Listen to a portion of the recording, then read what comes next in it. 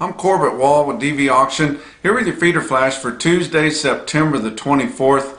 This Twitter campaign is going really well, and I'm glad that you guys are getting involved with it. If you don't already know, we are all tweeting and sending a tweet every day this week. We're tagging at Real Donald Trump, and we're also including the hashtag Fair Cattle Markets. Just get on there and say a statement about what you think about what's going on with the industry right now.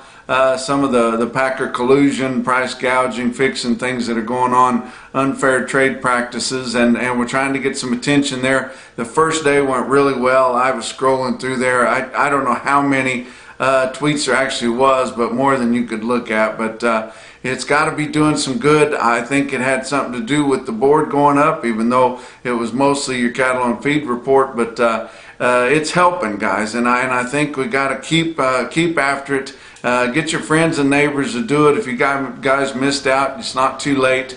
But continue to keep tweeting on this Twitter campaign all week, and probably the more the merrier. And we just want to keep after that because we think it's going to do some good. Another thing that's going on, we've got the deal set up for the big Stop the Stealing rally that's going to be going on in Omaha on October the 2nd. You guys that can make it, we want you to be there. If you've got any kind of interest in the cattle business and the way that it's going, this vertical integration, everything that's going on with the packers, we want you to be there. Several good speakers lined up there. We can accommodate as big a crowd as we can possibly get. They've got media coming in there. Going to be a lot of attention drawn to what's going on in the industry. We want you guys to be there. We've got congressional people there. It's going to be a good time and informative, and if it ends up saving the industry as we know it, without it going down the tubes. And what I'm talking about, guys, is if we keep going down the road we're on, we're not going to have anything the way we've grown up with it, the way you want to raise your kids in it, the way things have always been. We are losing our leverage on this market. We're losing our place in there. They're wanting to cut us out of the deal. The cattle are going to go by the wayside, by the hogs and the chickens, if we continue to let this happen. We'll look up someday. The packers will contract all the calves right off the farm or ranch, and don't think they're going to give you what you want for those. They're going to keep pinning you down till you cannot afford to raise cattle anymore. That's the goal. But they're going to contract the calves at weaning or right off the farm or ranch right there, put them into their own feedlots, and then put them through their own packing plants. And there won't be room for any of you order buyers, any of you sale barn guys, any of you country traders. There's not going to be room for commodity people, not going to be room for fundamental market analysts. How many hog fundamental market analysts do you know? None. But we need to get into this. You need to get to going. We've got people who are going to be flying in there. We've got buses chartered to go into Omaha for October the 2nd. We've got people coming from all over the country. And if you can possibly get there, I'm asking you to show up. Don't say, well, I kind of got something going that day. No, this is really, really important. Last time they did this was in the 90s, and they got a huge crowd there.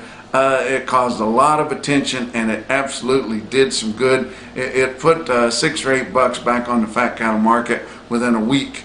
And I think that's what we got to do. You can already start seeing it happen. Everybody that's really watching will tell you the packers are getting a little bit easier to negotiate with. Last week they probably gave $1 more than they really had to.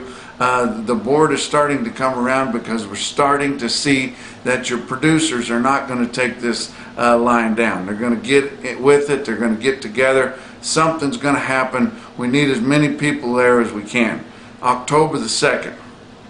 Omaha, Nebraska, from 9:30 in the morning till 4 o'clock in the afternoon.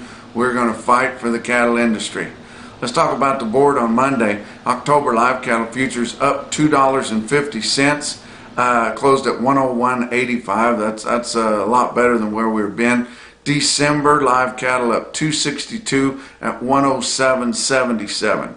Why do you say this happened? I think it had a lot to do with your cattle on feed report. I think it has a lot to do with all the noise that people are starting to make, and I think we're going in the right direction. Your feeder cattle, September feeder cattle up $1.27 at 141.60. October was up 205 at 141.25. Your weighted average on last week's negotiated fat cattle sales in your 5-area feeding region topped out at 81,200 head. That's not as big as we'd like it. It's almost normal. It's the biggest we've seen since the fire in Holcomb, Kansas in the Tyson plant. That's the biggest volume we've seen. We like to see it at 100,000 or better. We have not seen anything as large as this past week, and it was 81,200. It compares to 58,200 the prior week and 110,100 the same week a year ago. But decent movement for the way things are here the last 6 or 7 weeks. Of course, everything's changed since that fire. But your live sales of steers and heifers in the 5-area feeding region ranged from $1 to $1.05, mostly from 101 to 103, with a weighted average on your live steers at 101.92. That was up $1.85 from the previous week's weighted average on live steers. Dressed cattle. Dressed steers and heifers sold from 160 to 165, mostly 162 to 163. And your weighted average on dressed steers, 162.47. That was up $3.30. So we know that things are a little bit tighter in the northern plains because they didn't place cattle back in those muddy lots this past spring as big as they did in the southern plains. We know we've got less cattle on feed for the first time year over year this year compared to the same time a year ago than we had since December of 2016. We're starting to get over the hump a little bit. We know that our heifer slaughter and our beef cow slaughter is up big. We know it was up big a year ago. We're about to get a handle on the supplies here, guys. And the bad thing is because a lot of guys are just going out. They can't make it anymore. They're just giving it up. They're not in the business anymore. We saw a lot of people sell out after the worst winter in recent memory, and then the worst floods in recent memory. And if you want to consign your cow herd to a replacement sale this fall and winter in the northern plains, especially in Nebraska, it's too late. All the special replacement cow sales for pairs and bred cows are already full. They've got all they can handle. If that doesn't tell you people are getting out, lots and lots of complete dispersals. We hate to see it. It's gonna help in the long run if we can hold this industry together. It's going to help for the people that are still in it because the supply is going to be down and we'll be able to raise the prices a little bit whenever that comes to fruit. But it's a bad way to realize it. People just going out.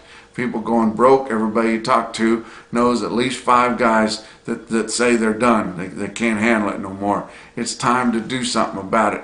Get in your pickup, go to Omaha on October the 2nd and join the rally.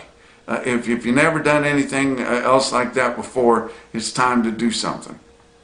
Nationwide, your negotiated trade was 93,200 head, so a little bit bigger than what we've seen in the last 6 or 7 weeks, but that 93,200 compares to 125,300 the same week a year ago, and only 12% of those 93,200 are for the 2 to 4 week delivery. So we know we've got some big cattle out there. We've got a lot of market-ready cattle in the southern plains, but we're staying ahead of them, and the packers are not setting us up for a fall by buying a lot of cattle, for 2 to 4 weeks out. Let's talk about your feeder cattle market. Your real-time index on Cattle Market Central late in the day on Monday, sitting at 138.86, steady or actually up 4 cents with a lot of high-volume Southern Plains sales. So that's a positive indicator there. But we saw higher markets in your big high-volume Monday sales. Oklahoma City, Oklahoma National Stockyards, 6,600 head there. Feeder cattle $2 to $5 higher. calves $3 to $5 higher. The calf deal is really sparked because of the moisture that the hard red winter wheat region has received from that tropical storm that come up and dumped on Houston and then come on up through the plains there and gave some much needed moisture. I know there's a lot of places that have been wet. I know you guys in Nebraska have been wet, but southwest Kansas, Oklahoma, Texas Panhandle, western Oklahoma, dry as a bone. Eastern New Mexico, dry. And they're really too dry to be planting wheat. Now that they've got the moisture, of course it doesn't take very long for that to dry back out. People are planting wheat like crazy. The ones that were bold enough to go ahead and put it in a little bit early, and some of them got a little bit of rain about 3 or 4 days before this recent rain, and they were going like gangbusters trying to put that in, and they've already got their wheat up pretty darn good. But Joplin Regional Stockyards, Carthage, Missouri, 4,700 head for their sale. Feeder steers and heifers there $1 to $5 higher. Calves were steady. I know I talk a lot about Joplin, talking about commodity cattle and just commodity markets, but look at this individual quote out of Joplin, as high as there is anywhere in the world, guys. 67 head of 801-pound steers in Joplin on Monday, 147 and a quarter. Now that would be high anywhere you go. And you get the kind of cattle in there that'll bring it, and they can absolutely do it. A couple of other individual quotes. How about a calf quote from way out in the great Northwest? Central Oregon Livestock, Madras, Oregon, 84 head of light steer calves, weigh 471 at 164.50. And then the best quote we saw was on big cattle in Elgin, Nebraska. Elgin Livestock Sales, Ted Baum and company there, 146 head of 986-pound steers bring 141.75. And that's your feeder flash for Tuesday.